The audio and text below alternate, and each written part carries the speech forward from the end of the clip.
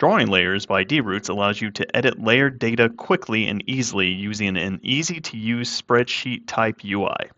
So we'll pull up drawing layers. Let's say I want to change layers from C- to civil. So I'll Control F for find.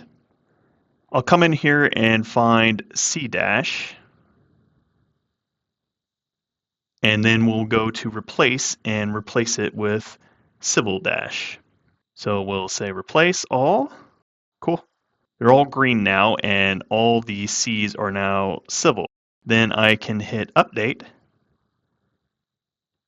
and you'll see that all my C layers are now civil layers. I can come in here and type the word layer, and you'll see that everything has been updated here.